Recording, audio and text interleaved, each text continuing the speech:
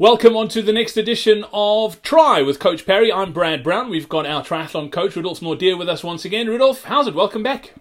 How's it, Brad? Thanks for having me again. Rudolf, it's great to have you on, and it's great to be talking triathlon. Coming up in December, I'm actually quite bleak, because when I was living up in Joburg, we didn't have too many triathlons around. I lived out on the West Strand. I used to do all my training in the cradle, and I always thought it would be amazing to have a series of races in the cradle, and it's starting to happen.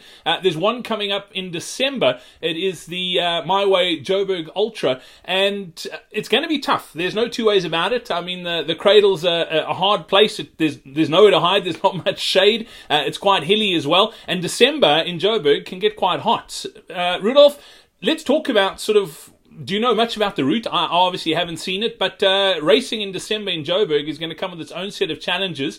What advice could you give people who are racing that race?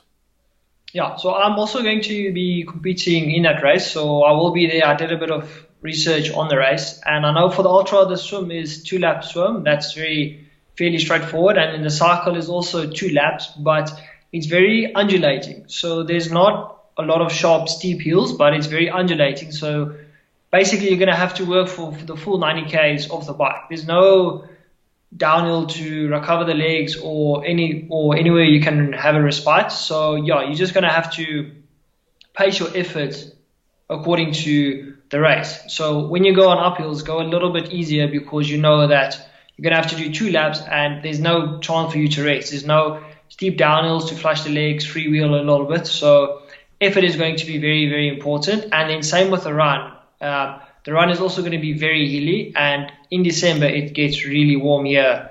I know for the last few weeks it's been really warm here. So for the run as well, hydration is very, very important on the run.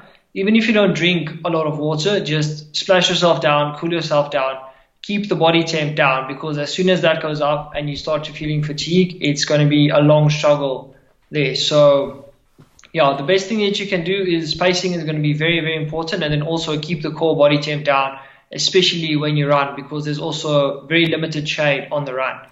Yeah, there's definitely nowhere to hide out there in the cradle. If you are Joburg based, I'd really suggest getting out to the cradle if you don't ride out there or train out there, and just go and ride a loop or two, and so that you can see what the terrain is like. It's not the easiest. It's definitely not Suikerbosrand from a hilly perspective, but yeah, there are some climbs, and it's a great place to ride and train. So definitely check that out. But Rudolf, nutrition is going to play a big part too with the heat. Is there anything that people can be doing now to prepare themselves from a nutrition point of view to make sure that they get it right on race day? Because in conditions like that where it is really hot, it's pretty easy to mess it up.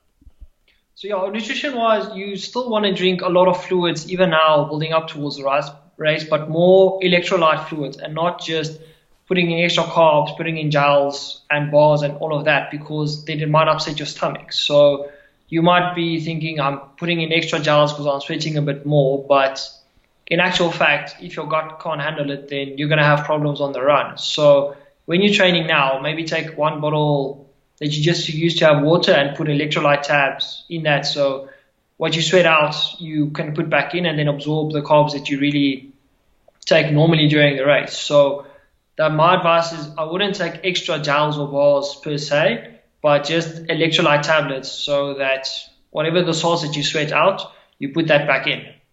And sunscreen. Sunscreen is going to be vital. I remember doing an ultra at Buffelspoort a couple of years ago and got absolutely roasted. I think I've still got the tri-suit tattoo on my back.